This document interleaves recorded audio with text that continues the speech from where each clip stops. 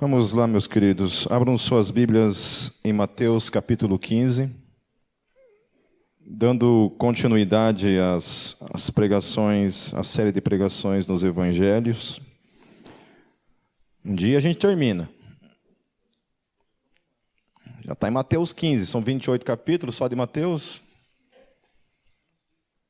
O título dessa pregação, até depois eu pensei, não sei se foi uma boa ter dado esse título, A Origem do Mal.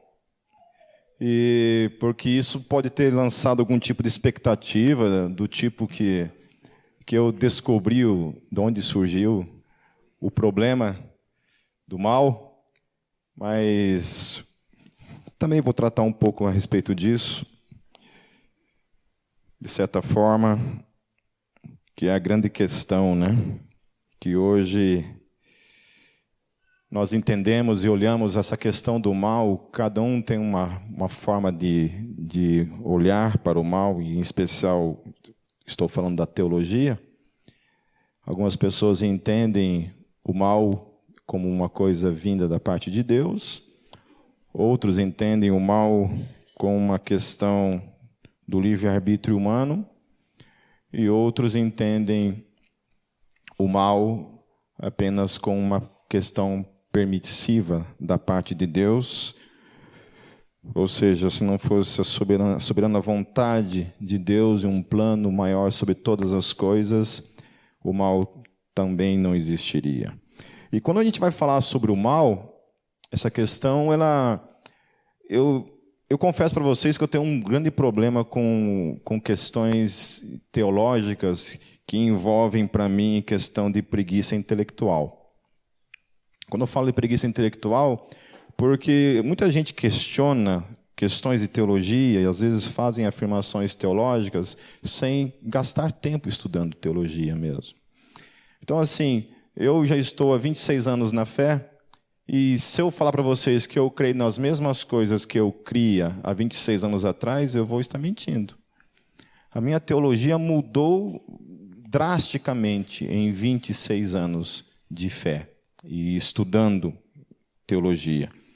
Algumas coisas eu abandonei na minha crença por entender que não se tratavam de doutrinas bíblicas, mas questões que se ensinam nos púlpitos, e eu lia em alguns livros, mas que não tinha base bíblica alguma. Mas eu levava aquilo como verdade porque eu não tinha uma bagagem teológica, não sabia ler a Bíblia, não estudava, não lia nada. A única coisa que lia era aquele tipo de literatura, se alimentava daquele tipo de literatura e, portanto, aquilo acabava se tornando a base da minha fé.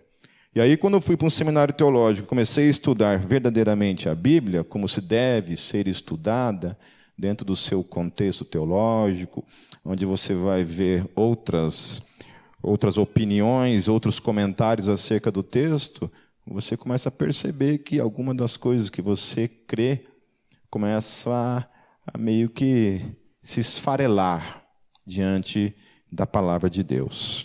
Amém? Então,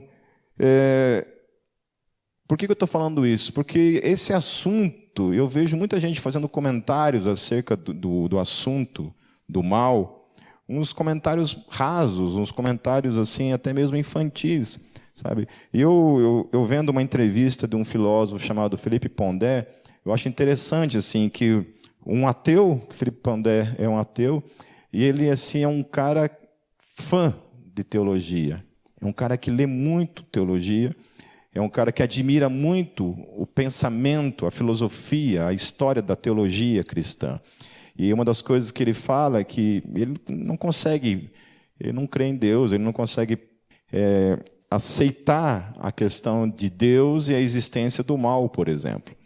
É uma questão, para ele, meio confusa. Então, portanto, ele não crê, obviamente, em Deus, mas ele é um cara que respeita, obviamente, e tem um grande respeito pelas respostas que a teologia dá com relação a essa questão do sofrimento, né?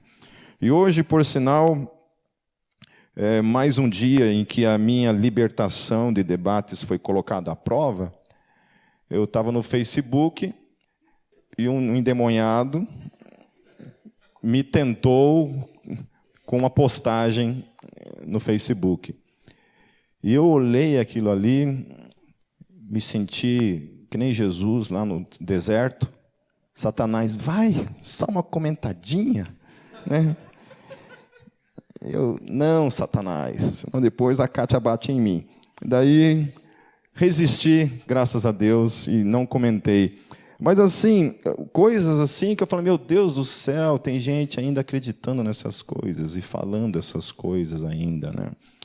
O cara era um ateu e ele publicou uma questão, uma foto, um desenho de Horus e um desenho de Jesus. Daí, Horus conversando com Jesus, dizendo assim, gostou? Pode copiar, como querendo dizer que o cristianismo é uma cópia do mitraísmo, de Horus e das religiões pagãs que haviam nas nações ao redor de Israel.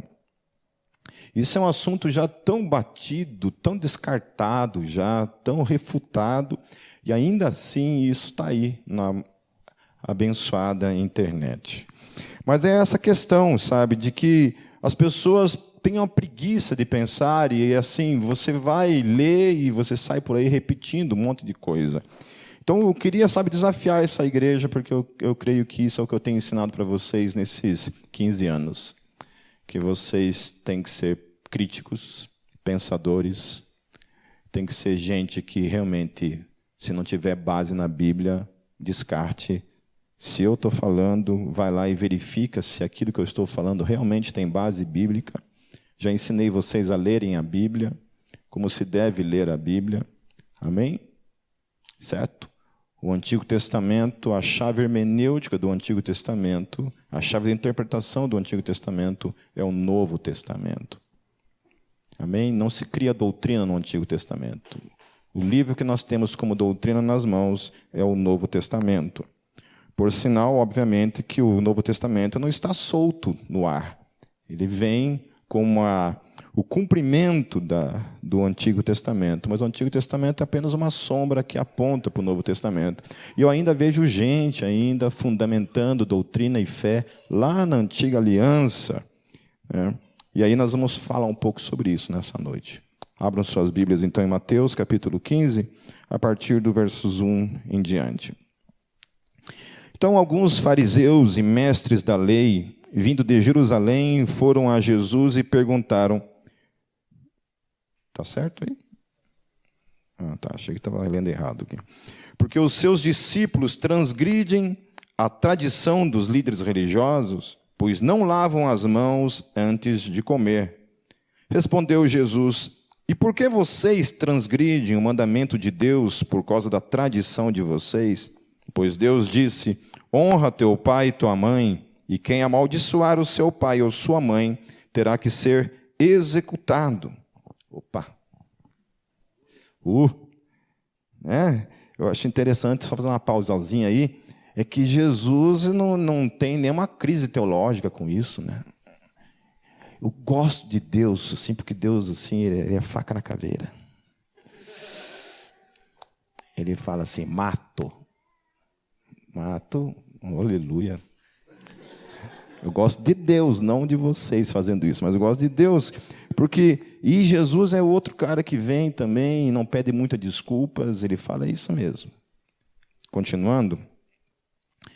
Mas vocês afirmam que se alguém disser a seu pai ou a sua mãe, qualquer ajuda que vocês poderiam receber de mim é uma oferta dedicada a Deus. Ele não é obrigado a honrar seu pai dessa forma. Assim vocês anulam a palavra de Deus por causa da tradição de vocês. Hipócritas, bem profetizou Isaías acerca de vocês, dizendo: este povo me honra com os lábios, mas o seu coração está longe de mim. Em vão me adoram, seus ensinamentos não passam de regras ensinadas por homens. Jesus chamou para junto de si a multidão e disse: ouçam e entendam. O que entra pela boca não torna o homem impuro, mas o que sai de sua boca, isto o torna impuro. Então os discípulos se aproximaram dele e perguntaram: sabes que os fariseus ficaram ofendidos quando ouviram isso? Ele respondeu: toda planta que meu Pai Celestial não plantou será arrancada pelas raízes. Deixem-nos, eles são guias cegos. Se um cego conduzir outro cego, ambos cairão no buraco. Então Pedro pediu-lhe: explica-nos a parábola. Será que vocês ainda não conseguem entender? Perguntou Jesus. Não percebem que o que entra pela boca vai para o estômago e mais tarde é expelido? Mas as coisas que saem da boca vêm do coração, e são essas que tornam o homem impuro. Pois do coração saem os maus pensamentos, os homicídios, os adultérios, as imoralidades sexuais, os roubos, os falsos testemunhos e as calúnias. Essas coisas tornam o homem impuro, mas o comer sem lavar as mãos não o torna impuro. Eu quero orar mais uma vez. Santo Deus, nós estamos aqui diante da Tua palavra, em reverência à Tua santa palavra, Senhor. Santo Deus, nós pedimos que o Teu Espírito fale ao nosso coração. Espírito Santo, por meio do sangue do Senhor Jesus Cristo, ilumina o nosso entendimento. Ilumina, Senhor, a Tua palavra em nossos corações. Fale conosco, em nome de Jesus. Amém.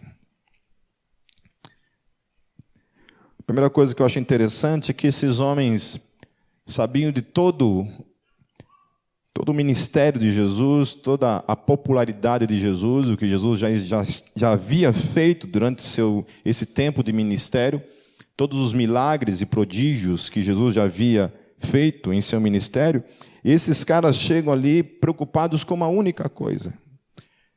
Eu fico pensando, se eu estivesse naquele tempo ali com Jesus, eu queria perguntar tanta coisa para Jesus. Um dos caras que eu queria perguntar muitas coisas, por exemplo, era Paulo. Tantas coisas que Paulo deixou meio que no ar, e eu gostaria de perguntar para ele. Quem sabe lá no céu nós vamos ter tempo de sobra, né? Com certeza, para perguntar. Paulo, como é que esse negócio aí que você falou? Aquele espinho na carne lá, o que era aquilo, afinal de contas? Quando você falava, por exemplo, que o mensageiro de Satanás vinha e te esbofeteava todos os dias, o que você queria dizer com isso? Como é que era isso? Era um anjo? Era um anjo que a Rebeca Cabral mandava para você todo dia lá? Como é que era isso? O que era, afinal de contas, né? O que era isso? Então, coisas que a gente não sabe. A Bíblia fala, mas fica meio que em off. Há outras coisas, claro, que a gente não vai precisar perguntar, mas haviam coisas, por exemplo, que quando Jesus morre, ele foi realmente ao Hades, voltou. Como é que era isso? Porque o texto fala que Jesus foi e pregou aos espíritos em prisão. O que é isso? O que quer dizer essas coisas? Quando Paulo fala, por exemplo, entreguei ele nas mãos de Satanás para que o corpo seja destruído, mas o espírito seja salvo. Pensou a gente pegar um irmão aí, entregar o cara nas mãos? Vou entregar você se você ficar marcando muita toca. Entrega na mão do Satanás para que o espírito seja salvo. São questões que a gente não sabe, né? Como lidar, como tratar realmente, né? Eu conheço um pastor que fez isso com um cara que eu conheci. Esse cara tinha algumas dúvidas e ele fazia meio que uma miscelânea assim, entre cristianismo ortodoxo e espiritismo. Então ele acreditava em algumas coisas nas duas frentes. E esse pastor, meio que intolerante, falou assim: olha, cara, foi lá, chamou ele lá na frente da igreja e orou com imposição de mãos sobre ele. Eu te entrego na mão de Satanás. E entregou o cara para Satanás. Está até hoje nas mãos do Satanás. Está desviadaço. Ai, ai. Então havia essa grande questão, esse grande empecilho que eles haviam visto em Jesus e haviam visto nos discípulos, que era o fato de que quando eles comiam, eles não lavavam as mãos. Ok? Lá em Marcos 7,3... diz assim: os fariseus e todos os judeus não comem sem lavar as mãos cerimonialmente, apegando-se assim à tradição dos líderes religiosos, é o que Marcos fala a respeito do mesmo texto. Ele fala que esse processo de lavar as mãos era um tipo de rito de santificação. Eles acreditavam o seguinte, que como judeu, se um judeu esbarrasse em um gentil, alguém não judeu, ele se tornava impuro. Então, antes dele comer, como ele estava impuro, porque tocou num miserável igual a você, ele tinha que se purificar. E como era a forma que ele fazia? Ele lavava as mãos, na verdade ele lavava até os braços, assim, ele deixava a água escorrer para que ele ficasse puro novamente, para que ele pudesse orar, agradecer a Deus pelo alimento ou coisa desse tipo. Essa tradição cerimonial, ela não faz parte da lei escrita por Moisés.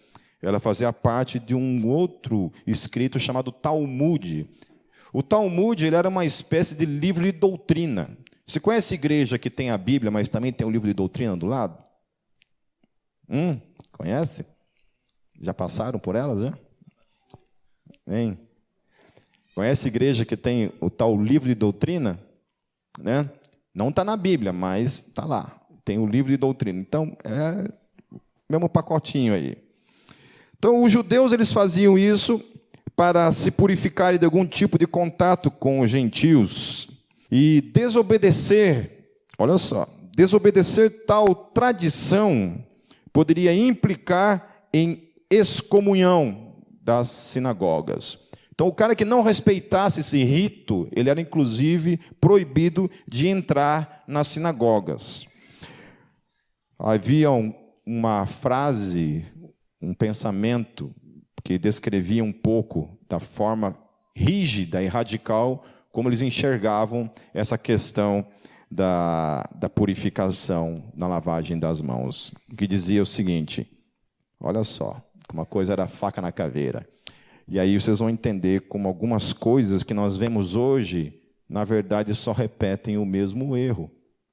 Não muda muita coisa. Muda alguns nomes, mudam alguns pecados, mudam alguns conceitos, mas praticamente é a mesma conclusão no final das contas.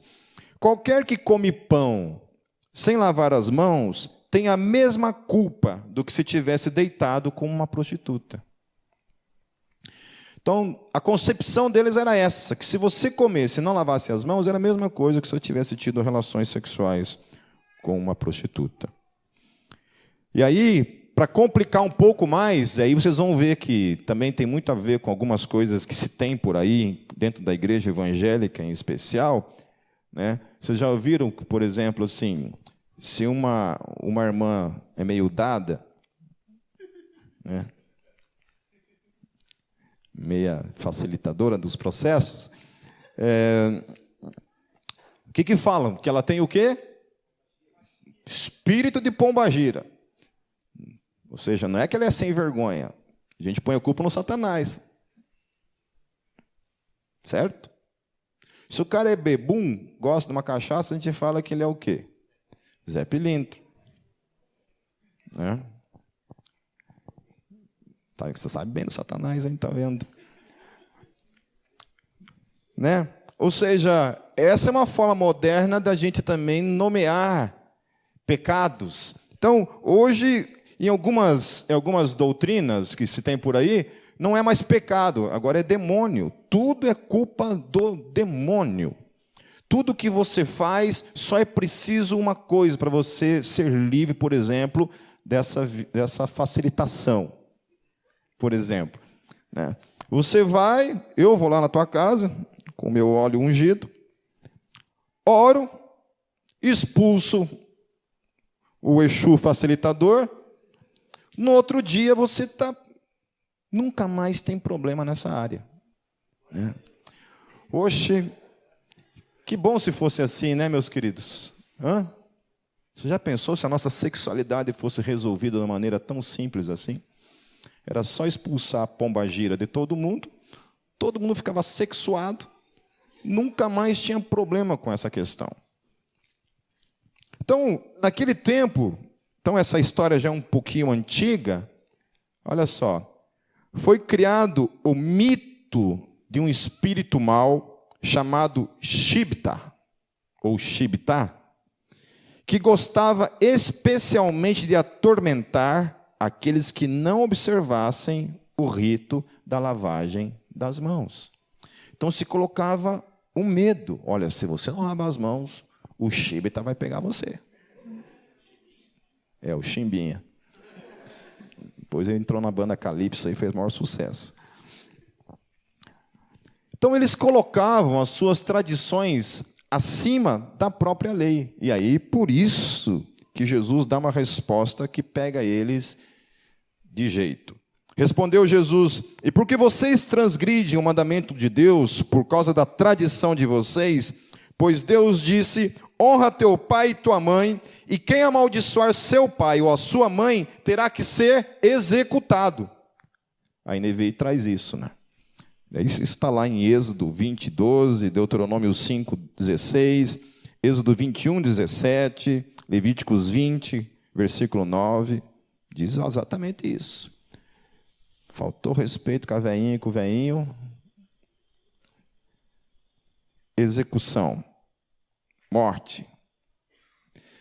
Eu assisti esses tempos um vídeo de um teólogo falando a respeito do decálogo, os 10 mandamentos, e ele explicando mandamento por mandamento a sua importância e a sua implicação, se a civilização, de modo geral, obedecesse simplesmente isso. Se nós tomássemos só isso, o devido cuidado com essas coisas. Por exemplo, honrar pai e mãe. Eu sei que tem muita gente que é fruto de um lar doente, destruído, um pai doente, ou uma mãe doente, ou os dois doentes. Né? Eu sei como é isso, e uma das coisas que eu aprendi na minha vida é que, fatalmente, esses pais são frutos também de um lar doente, que vem de um lar doente, que vem de outro lar doente, e assim sucessivamente. Por isso a importância de cada um de nós quebrar o ciclo e mudar. A gente tenta, né? Tentamos, nem sempre conseguimos. Às vezes eu percebo eu errando nos mesmos erros e não acertando nas coisas que meu pai acertou, por exemplo. Haviam qualidades nele que eu não herdei nada. E haviam defeitos nele que eu herdei muitos. E é uma luta todos os dias para não seguir o mesmo caminho. Então Deus, para demonstrar os níveis de indignação, quando Deus está falando na lei assim, olha, isso aqui é olho por olho, dente por dente, por exemplo, você rouba, você tem que pagar. Tem uma consequência de certos pecados, em especial na questão do decálogo, e em outros que vêm depois, nos mais de 600 regras que haviam na lei. E Deus, Ele coloca assim, ó, isso daqui é crime gravíssimo. É crime intolerável. É crime que se você fizer, você vai morrer. Deus está dizendo. Então, quando você ouve, por exemplo, por aí dizendo assim, não existe pecadinho ou pecadão, e você sai por aí repetindo essa baboseira, quero dizer para você que isso não é verdade. Existe sim. Existem pecados que Deus olha, pecadinho. E tem pecados que Deus olha e fala assim, mata. Vocês entenderam? Há pecados que Deus fala assim, olha, é o seguinte, você vai lá, sacrifica 2 pombinhas, está tudo certo. Há pecados que Deus fala assim, ó, vai lá, mata 2 pombinhas, mata uns 4 cabritos, mata uns 10 boi, e ainda assim é pouco. E há pecados que não adianta você matar nada. Quem tem que matar é você. Quem tem que morrer, desculpa. Aí é você que vira o boizinho que vai morrer lá. Tá certo? Então Deus, na lei, há certos pecados que Ele determina, então, que são abomináveis. E um deles é a falta de respeito para com o pai e com a mãe. Sabe, se você é aquele bocudo que gosta de xingar a mãe em casa, filho, está com a faca no pescoço. Está pedindo para uma hora um raio cair do céu na tua cabeça e te fritar. E eu vou achar bom. Quem morrer de raio aqui dentro, eu vou saber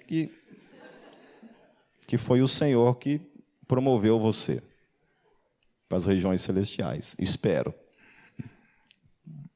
Amém? Então, honrar pai e mãe, Jesus está dizendo ali, é coisa de Deus. Ui. Tira esse reverb do além aí. É coisa de Deus. Amaldiçoar pai e mãe, na concepção de Deus, então tem uma implicação que é morte. Agora, lavar as mãos antes de comer é coisa de homens.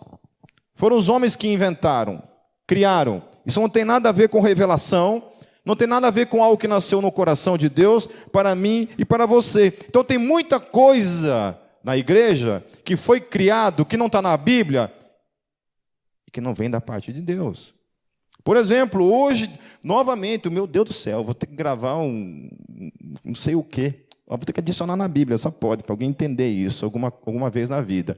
Uma menina aqui da Gólgota teve um debate com a família dela, uma outra irmã chata de uma outra igreja, falar que a questão de tatuagem é do Satanás. E ela não sabia muito o que responder. E aí eu fiquei indignado. Falei, como que você, uma membro da comunidade de Gólgota, não sabe responder se Satanás é do Satanás? Se tatuagem é do Satanás ou não, como que você não sabe responder isso? Ainda. Meu Deus, onde que eu estou errando? Então, eu vou falar de novo. Rodrigo, depois você faz um corte nisso e coloca ela bem grande, que a gente vai divulgar isso para o mundo inteiro. Até no inferno a gente vai ter que divulgar esse negócio para parar de falar esse tipo de coisa. Então, queridos, é assim, lá em Levíticos, quando fala de marcar o corpo, diz assim, não farás marca no teu corpo. Não farás marca no teu corpo em culto aos mortos. Ok? Então, a palavra ali no hebraico é marca. Toda a tradução de vocês aí, que está escrito tatuagem, você pode riscar, que é herética. Ok? Se a NVI está com tatuagem escrita, é do Satanás, está errada. Tá certo? Não é tatuagem. A palavra ali é marca. Daí é o seguinte, quem que disse que a única marca, então, proibida é tatuagem? Quem que disse, então, que você, então, pode fazer uma tradução literal disso e ignorar, então, você usar brinco? Quem que disse que você pode, então, ignorar? Então, a irmã usa um brinco do Satanás, porque não pode fazer marca, porque marca é uma marca, não é? Ou faz brinco daqueles de colinha, quando eu sou adolescente. O primeiro brinco que eu usei era de colinha, assim, ó. Cheguei em casa, levei um pé na orelha do meu pai, nunca mais usei. É verdade, de colinha, assim, era um losango, assim, brilhava, assim. Nossa, não sei nem por que eu falo essas coisas depois. Eu não preciso da Bruna queimando minha biografia, eu mesmo queimo a minha biografia. Então, começa por aí. Então, você não pode fazer cirurgia, por exemplo. Né? Você não pode fazer cirurgia, certo? Não pode fazer esse tipo de coisa. Amém? Então, não pode fazer marca. Já que o negócio é ser literal ali, ao pé da letra, então não pode fazer marca em lugar nenhum. E aí existe uma questão no contexto que fala assim, não farás marca no teu corpo em culto aos mortos, ponto. O que é fazer marca em culto aos mortos? Quando morreu, nos anos 80, se não me engano, um camarada chamado Ayatollah Khomeini, que era um líder do islamismo a nível mundial, a gente viu assim, na televisão, em casa, os muçulmanos pegando um chicote, assim, e eles faziam sem camisa, eles ficavam fazendo assim, ó. Fragelizando, isso, né? Flagelo. Fragelando. Favelando, pronto. Ficavam favelando ali. Fivelando, pode ser também. Ficavam ali fivelando as costas com aquele troço ali, e arrancava pedaço das costas, e era aquela sangreira geral, assim, né? Isso é marcar o corpo em culto ao morto. Ok? Era isso. Ponto final. Alguns comentaristas falam que era tatuagem. Não tem nada a ver com tatuagem o negócio ali. E se for, é só se você fizer, por exemplo, a foto da tua avó que morreu na tua cara, no teu corpo. Aí você não pode. Certo? Não faça. Se fizer de mim, tudo bem, porque eu estou vivo. Agora, se eu morrer, você já tem que arrancar fora. Certo? Amém? Isso é culto aos mortos. Daí tem uma terceira questão também que envolve essa questão de tatuagem, meus queridos. É que no contexto ali, não é só esse o problema. Não é só a marca o problema. No contexto de todo o texto ali, se você ler, por exemplo, ali proíbe, por exemplo, você ter 2 tipos de criações na tua casa. Então, se você não pode criar, por exemplo, vaca e cavalo, você não pode ter ovelha e porco, tá certo? Porque naquilo ali não podia, naquele tempo. Há uma outra coisa que fala, inclusive, de hortaliças. Então, você que é vegano, que não é gente, né, que não é gente normal, quer dizer, eu sei que não é gente normal, estou brincando, estou só zoando por causa da Ju, a Ju falou outra vez isso aí, estou zoando. Também não podia, certo? E a outra coisa também é que tinha um tipo de corte de cabelo que eles tinham que ter, então todos nós tínhamos por obrigação, se for aplicar o texto inteiro, tinha que ter esse corte jacu no cabelo, ok? Então assim, só olham esse texto, os outros textos ignoram por completo. Então, isso é olhar para aquilo que lhe é conveniente, ao invés de olhar e aplicar aquilo no seu devido contexto, e que, na verdade, não tem nada a ver com tatuagem. Amém? Certo? Amém? Certo? Então, bora, os tatuadores, e depois passam os cartões para vocês aí. Eu quero comissão, viu, galera? Então, a questão... Até me perdi aqui. Versículo 5. Mas vocês afirmam que se alguém disser a seu pai ou a sua mãe, qualquer ajuda que vocês poderiam receber de mim é uma oferta dedicada a Deus. Ele não é obrigado a honrar seu pai dessa forma. Assim vocês anulam a palavra de Deus por causa da tradição de vocês. Então, lá em Marcos 7, vai falar também a respeito disso. E Marcos, ele fala a respeito de uma palavra chamada corban.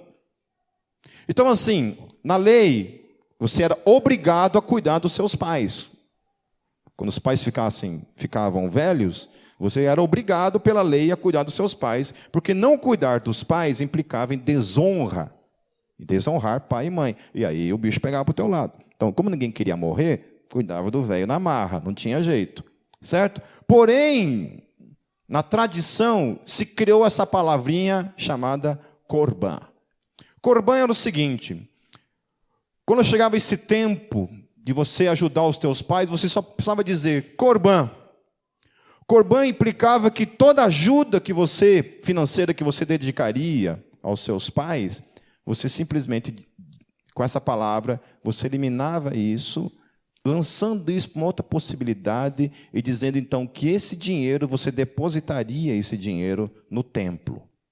Então você não ajudava os pais, pegava esse dinheiro e depositava esse dinheiro no templo. Então existia inclusive um lugar propício no templo que estava escrito corban. Então todo o dinheiro que os filhos deveriam dedicar aos pais para ajudar aos pais, esse dinheiro era jogado dentro desse lugar que era o corban. Ok? Então, assim, eles eliminavam, por meio da sua tradição, a obrigatoriedade do filho ajudar os pais. Porque eles entendiam que aquilo era um benefício para Deus. Por isso que Jesus fala que isso daqui estava errado. Era contrário, porque a lei vem primeiro. Você deve honrar pai e mãe sobre todas as coisas. Amém? Honre pai e mãe. É difícil? É, meus filhos. É. Eu sei que é. Minha mãe está aí hoje, então eu vou falar mal da véia. Eu sei o que é ficar meia hora longe, perto de pai, perto de mãe. Perto de pai, não, meu pai já morreu. Só no centro espírita que eu vejo ele de vez em quando. Brincadeira. Minha mãe, Eu sei o que é ficar perto dela. Depois de meia hora, meus ouvidos já estão assim, ai meu Deus do céu. Promove, Senhor, promove. Aí eu fico... Eu sei o que é, terrível. É terrível. Então, eu sei o que é isso, tá? Não é só você que passa por isso. Eu tive que... A primeira coisa que eu fiz quando me converti foi pedir perdão para minha mãe. Pelo filho miserável que eu era. Tive que pedir perdão para ela. Mãe, me perdoe. Meu pai também. Isso muda. Isso é fé, meus queridos. Isso é fé. A palavra fala que quando Jesus viesse, ele converteria o coração dos pais aos filhos e o coração dos filhos aos pais. Converteria, mudaria o coração. Amém? Talvez o que precisa é isso, um pouco de atitude mesmo. Tua. Minha e tua. Amém? Certo? Vamos mudar isso, em nome de Jesus. Versículo 7, hipócritas, bem profetizou Isaías acerca de vocês, dizendo, este povo me honra com os lábios, mas o seu coração está longe de mim. Em vão me adoram, seus ensinamentos não passam de regras ensinadas por homens. Jesus chamou para junto de si a multidão e disse, ouçam e entendam, o que entra pela boca não torna o homem impuro, mas o que sai de sua boca, isto o torna impuro. Então os discípulos se aproximaram dele e perguntaram, sabes que os fariseus ficaram ofendidos quando ouviram isso? Eu acho interessante isso, porque a gente tem toda uma preocupação, e às vezes uma preocupação exageradíssima, de falar coisas que o mundo se agrada. A gente pegou o evangelho era faca na caveira. O evangelho era um evangelho que, quando apresentado, os caras tinham que pregar e muitas vezes sair correndo para não apanhar. E muitas vezes apanhavam. Eram apedrejados. O que aconteceu com Estevão? Estevão, quando se propôs a ir pregar o evangelho, foi um evangelista de um dia só. Já pensou? Chamado, Pipe, olha por mim, você é evangelista. Você vai o primeiro dia lá na 15... orar lá, um paralelepípedo na cabeça, morre. Né? E aos pés ali, junto de Estevão, tinha um camarada assistindo aquilo. Um camarada chamado Saulo, que depois se tornou o maior evangelista da história. Amém? Nós estamos aqui fruto do ministério desse homem, aleluia. Frutos do ministério desse homem, que saiu pregar o evangelho para todos os 4 cantos daquele tempo. Agora Jesus, ele fala assim, ele fala o evangelho, ele fala na lata das pessoas, ele não está muito preocupado se vai ofender ou não vai ofender as pessoas. Porque a gente vive mais do que nunca a geração do mimimi. É ou não é verdade? A geração bolinha de sabão, a geração casquinha de ovo, a geração que tudo ofende, você não pode falar nada, que tudo magoa, tudo ofende. Eu já fui assim, meus queridos. Eu já fui um cara que, se você falasse qualquer coisinha, eu chorava. Lá vai eu queimar de novo. Não chorava tanto, não, mentira. Mas chorava. Ficava só uns 3 dias só. Ficava magoadinho. Se não me cumprimentasse, eu ficava magoadinho. Uma dó de mim mesmo, assim, um Exu milindre em mim o tempo todo, sabe? Só que a maturidade te faz isso. A maturidade te faz você... Uma hora você tem que parar, né, meu querido? Meu pastor, uma vez eu cheguei para ele e fui reclamar de ministério, para ele disse, pastor, não aguento mais no ministério. Está uma sofrência só. Não aguento mais. Eu terminei de falar, ele falou, terminou? Terminou. Você precisa de uma coisa. Eu pensei que ele fosse falar assim, tirar umas férias. Um ano sabático. Vai para a Alemanha, fica lá uns 3 anos lá, descansando. Ele olhou para mim assim e falou assim, você precisa criar casca. Você precisa engrossar. Você precisa isso. Por fora eu fiz assim. Mas por dentro, eu falava, velho miserável. Estou aqui rasgando meu coração. Ele fala assim, você precisa engrossar, Pipe. Eu não quero falar nada, mas você precisa virar homem. Vira homem. Para de chorar. Encarar. Que a vida é assim, meu querido. Amém? Amém, esposas? Falem isso pro teu marido frouxo quando chegar em casa. Fala assim, qualquer coisa ele começar a chorar, fala assim, isso aqui é a casca grossa, meu filho. Ele está muito frouxo. E Jesus ele fala assim, sem nenhum tipo de preocupação, no versículo 13 ele respondeu, toda planta que meu Pai Celestial não plantou, será arrancada pelas raízes.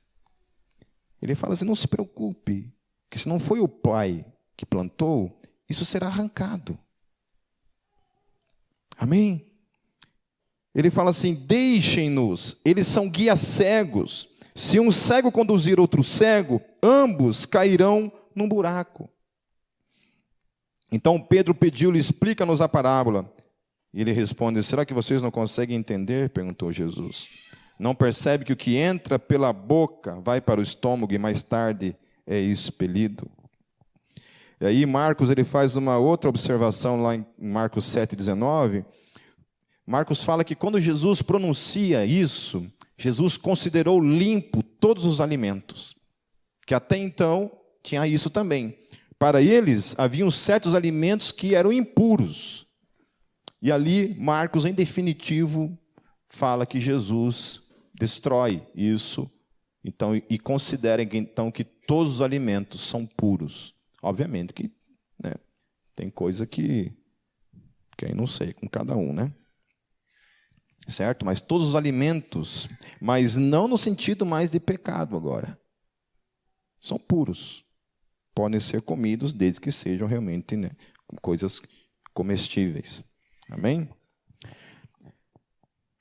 Aí, mas as coisas que saem da boca vêm do coração e são essas que tornam o homem impuro, pois do coração saem os maus pensamentos, os homicídios, os adultérios, as imoralidades sexuais, os roubos, os falsos testemunhos e as calúnias. Essas coisas tornam o homem impuro, mas o comer sem lavar as mãos não o torna impuro. E aí entra nessa questão a origem do mal. Por que eu dei esse título? Porque o que Jesus está dizendo aqui é que a origem do mal, primeiramente a gente tem um aspecto existencial com relação ao mal. Quando a gente olha para a história da criação, a gente sabe que o mal ele existia antes do pecado humano. Onde ele existia antes do pecado humano? Em Satanás. Certo? Quando Satanás vai lá no Éden tentar Eva e Adão, já havia um mal ali estabelecido nele. Certo? Correto? Porque hoje existe uma concepção, um ditado, inclusive, humanista, que gera uma pergunta. Porque se diz que o homem é fruto do meio. Então, o homem em si, ele é bom. E a galera acredita nisso. Acredita fielmente que o homem em si, por exemplo, um menino que nasce na favela, ele é bom. E aí ele se torna, por exemplo, um bandido, por exemplo, por causa da sociedade. E não porque ele é mau. E aí não conseguem explicar por que na mesma favela, e às vezes na mesma família, um decide ser ladrão e o outro decide, por exemplo, ir trabalhar. Um decide ser traficante e o outro decide fazer um tipo de trabalho, por exemplo, de carrinheiro. Que eu acho que, para mim, assim, eu tiro o chapéu, gente, para um cara que é carrinheiro. Uma das coisas que mais me impactou na minha vida foi ver uma senhora de uns 60 e poucos anos na rua, puxando um carrinho de catar papelão. Aquilo foi uma das coisas mais impactantes da minha vida. Bem provável que eu perguntei para um carrinheiro esses dias, que inclusive ele frequenta a Gólgota, perguntei para ele quanto que ele ganhava por dia puxando. Ele falou para mim coisa de R$ 35 por dia, para carregar aquele troço com tanto peso, daquele tamanho, andando o dia inteiro na rua. Na hora eu pensei, cara, acho que no lugar dele eu virava ladrão. E aí você percebe que, mesmo pessoas nascendo nas mesmas realidades, é uma questão de escolha. Que não é culpa do capitalismo, não é culpa dos brancos ou não. A grande verdade é que é uma questão de escolha. Mas as pessoas, então, são fruto do meio? Ou o meio é fruto das pessoas? É óbvio que o meio é fruto das pessoas. Sabe por que eu digo isso, meus queridos? Por uma questão muito simples. Assim como eu não acho problema em denominação, não acho problema em placa de igreja, não acho problema nenhum nessas questões. E por que eu não acho? Porque, meus queridos, a comunidade Gólgota, aquela plaquinha ali, ela não é um ente. Entenderam? Ela não pensa por si mesma. Aquilo ali não é nada. Amém? Denominações não são entes, não são coisas responsáveis. Quem é responsável sou eu e você. Então, o meio, ele não é um ente. O meio, ele tem que ser produzido por algo. Ele não nasce simplesmente do nada. O meio, ele é fruto meu e teu. Sou eu e você que produzimos o meio. Amém? Por isso que eu volto na questão do decálogo. Se as pessoas simplesmente obedecessem o decálogo, vivessem o decálogo, o mundo seria diferente. Nós produziríamos uma sociedade mais justa. Uma sociedade onde haveria respeito pelos mais velhos. Uma sociedade onde haveria fidelidade conjugal. Provavelmente livres de toda a porcaria de imoralidade sexual. Não haveria pornografia. Não haveriam mulheres sendo estupradas. Não haveriam pessoas sendo roubadas. Não haveriam pessoas gananciosas querendo o que é dos outros. Haveria o amor ao próximo. Ninguém gostaria de ser maior do que ninguém. Vocês já imaginaram uma sociedade assim? Então, esse foi o sonho de Deus para Israel. E onde Israel, obviamente, falhou. Quando o mal existia, então, lá no Éden, na forma de uma serpente, o livro de Enoque, eu acho interessante o livro de Enoque, porque o livro de Enoque ele tem algumas chaves interessantes que quando eu leio ele, o livro de Enoque não tem na Bíblia, não adianta você procurar, que não está aí, tá? Porque vocês não leem a Bíblia, você nem sabe se estava. Se eu falasse, abre em Enoque, ia todo mundo abrir, aposto. Aposto que todo mundo abria em Enoque, não ia, né? Burro, devia ter feito o teste primeiro. Deixa comigo. Eu vou pregar em uma outra igreja, vou tentar isso aí. Vamos ver se os caras caem nessa. Então, no livro de Enoque, por exemplo, fala que o nome dessa serpente, desse anjo, guardem esse nome. Gadriel. Gadriel. Nome bonito, né? Colocar no filho. Gadriel. Melhor que Lucifer, fala a verdade. Pessoal, Lucifer, vem cá com o papai, vem. Não, ninguém fala, né? Mesmo não sendo nem eu não arrisco. Gadriel é o nome do anjo, pelo menos segundo o livro de Enoque, né? E aí o que o livro de Enoque parece sugerir, meus queridos, é que o mal sempre decorre da sugestão da escolha. O bem, ele era inerente à criação de Adão. Adão fazia o bem sem necessariamente saber que aquilo chamava-se bem. É a partir do momento que ele passa a ter escolhas, quando Satanás aparece e coloca diante dele assim, olha, é isso aqui. E ele faz a escolha que o mal entra na humanidade.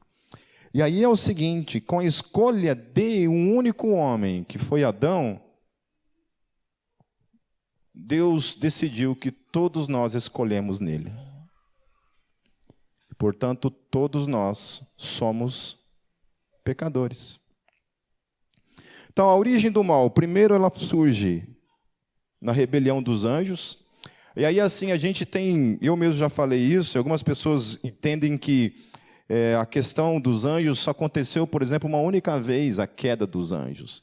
E não, segundo Enoque, por exemplo, houveram pelo menos 2 quedas de anjos na história. Mais ou menos a Bíblia fala sobre a respeito de 1/3 dos anjos caíram. Né? Não sabemos qual é a quantidade disso. Sabemos que alguns ficam possessos de uma legião. Não sei se vai tudo de uma vez, se fica alguns de fora. Né? Se fora essa legião, tem outras legiões por aí nos ares. Esse é um desafio, obviamente, para a gente entender, né, como uma pessoa consegue ficar possessa por uma legião de demônios. Extrapola os conceitos de física, né? A gente não consegue entender como funciona essa questão do mundo espiritual. Então, por exemplo, acontece essa queda porque já estava caído esse anjo lá no Éden, e depois lá no dilúvio, antes do dilúvio, quando o texto de Gênesis fala que as filhas dos homens tiveram relações com as filhas com os filhos de Deus, desses nasceram os Néfilins. Ali também Enoque fala que também eram anjos, eram 20 príncipes que também caíram. Então houveram pelo menos 2 quedas, e ali eles receberam a punição. Porque a Bíblia fala a respeito de 2 questões. Guardam isso com relação ao mal, com relação em específico aos anjos. Hoje o negócio está meio teológico, né? Mas é para ser mesmo. Amém? Eu que mando aqui mesmo, vocês vão ficar aí ouvindo. A primeira questão ligada a Satanás, a gente não sabe porquê, e aí mais um ato soberano da parte de Deus. Esse anjo que tentou Eva, continua por aí. Esse é o chamado diabo. Esse é o chamado Satanás. Certo? Esse é o que lidera, ou não sei. Rebecca Brown fala que ele lidera. Já não sei se lidera mesmo, porque eu nunca fui amigo dele, então não sei do que se trata. Ela diz que já conversou, já até rolou um love com o homem lá, né? Mas já não sei nada. Agora, esses anjos que caíram ali no Gênesis, antes do dilúvio, a Bíblia fala que eles foram presos em cadeias e aguardam o dia do julgamento. Já falei isso outras vezes, mas estou falando de novo para vocês guardarem isso. Então, quando você chega lá, por exemplo, em 1 Pedro fala assim, o diabo está ao nosso derredor como um leão, pronto a nos tragar. Aí em 2 Pedro fala assim, porque os anjos que estão presos aguardando o julgamento, você pensa assim, mas está preso ou está solto? Então, esse que está solto foi o que tentou Eva no Éden. Os que estão presos foram aqueles que cometeram o erro, o pecado, lá em Gênesis, se eu não me engano, em Gênesis 6, antes do dilúvio. Amém? Agora, entrando na questão que nos interessa, que é essa questão da humanidade, então. Que é quando o pecado entra em mim, em você. E aí Jesus está afirmando, então, que o problema do ser humano não é o meio. O meu problema e o teu problema é o nosso coração. É essa herança que vem desde Adão, porque ninguém ensina, por exemplo, criança a ser egoísta, criança a mentir, criança a ser birrenta, por exemplo. Ninguém ensina. Nós nascemos, meus queridos, nessa condição de pecadores, separados da glória de Deus. Eu amo Romanos por causa disso, porque Romanos é o tiro no pé daquilo que a gente chama de livre-arbítrio. Então, assim, não é que eu não creio em livre-arbítrio, meus queridos, eu acho que é só que essa palavra aí, ela tem que ser, quando usada, tem que ser usada no seu devido lugar. Amém? Quando nós estamos falando de livre-arbítrio, por exemplo, eu sou livre para ir aqui, ó. Ok? Isso eu tenho liberdade. Eu tenho liberdade de colocar essa roupinha linda que eu estou hoje. Eu tenho liberdade de cortar ou não cortar o meu cabelo. Isso é liberdade. Agora, me diga uma coisa, vocês são livres, sem Jesus estou falando, tá? Tira Jesus da conversa. Senhor, dá uma licença um pouquinho aqui. Vocês são livres para deixar de pecar sem Cristo? Não? Ué, mas vocês não têm livre-arbítrio? Eu vi uma postagem um dia de uma pessoa, acho que foi o Calvinismo da Zoeira, eu acho que postou uma vez. Uma pessoa escreveu assim: Senhor, tem como você tirar o livre-arbítrio de mim? Que eu não aguento mais pecar. Porque o que Romanos 1 fala, meus queridos, para mim e para você, é que quando se trata de fazer escolhas na nossa vida, a gente sempre vai escolher a porcaria. Por isso que hoje, quando estava ministrando louvor, eu falei assim: Senhor Jesus, obrigado porque o Senhor me livra das minhas escolhas. Obrigado porque quando o Senhor me salvou, o Senhor me livrou das minhas escolhas. Porque se fosse para o PIP determinar a minha salvação e o caminho que eu tenho que andar, eu sei para onde eu me levaria.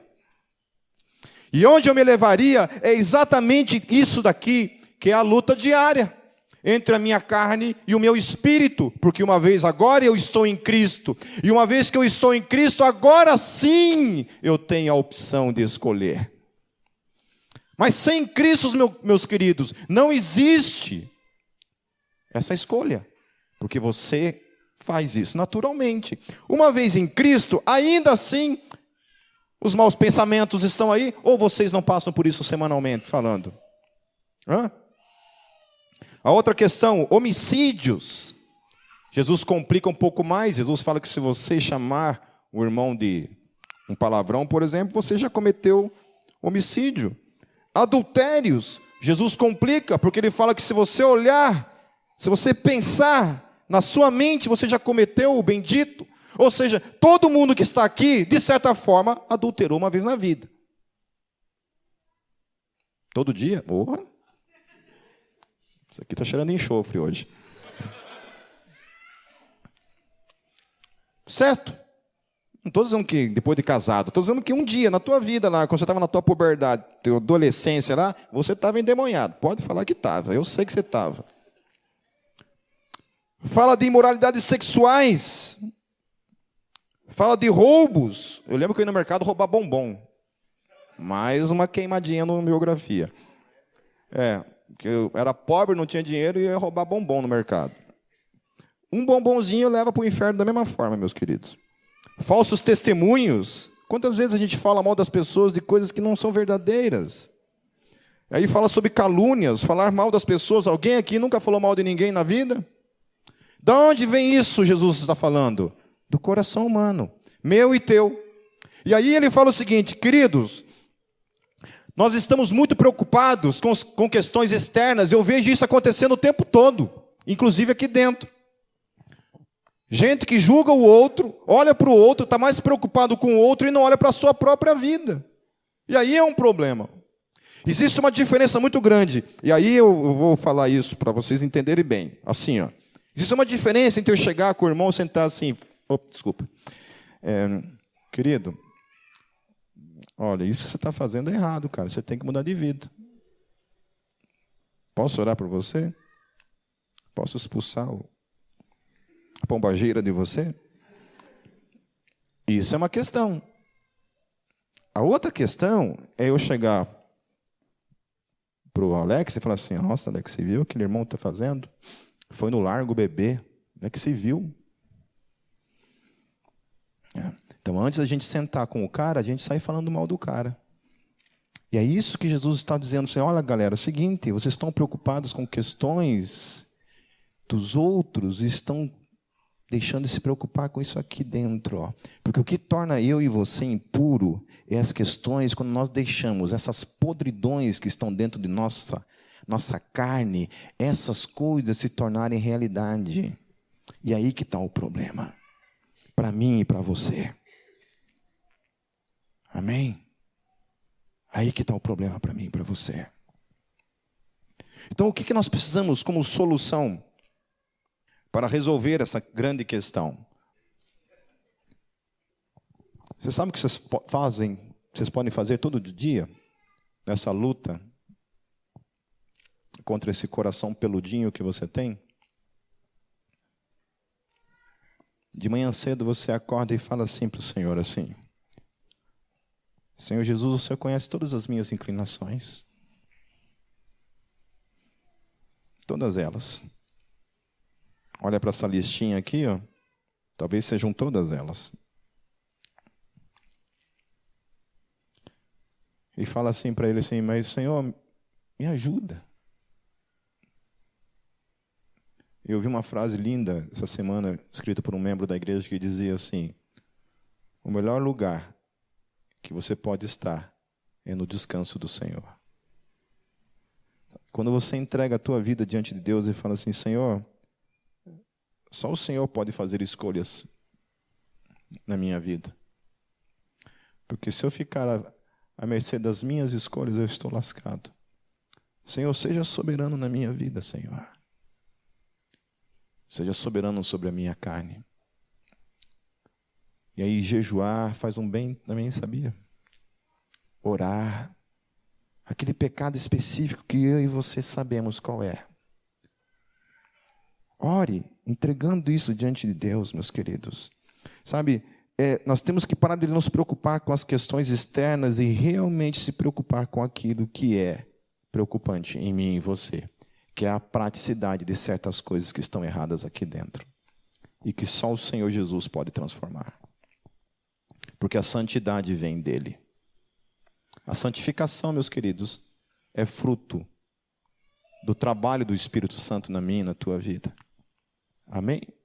É por isso que eu não fico à mercê de mim mesmo. Por isso que eu coloco a minha vida todos os dias diante de Deus. E ainda assim, o infeliz aqui é inclinado a fazer coisas erradas todos os dias. Mas amém pela graça de Deus que nos sustenta e nos conduz e nos conduzirá até o fim. Amém?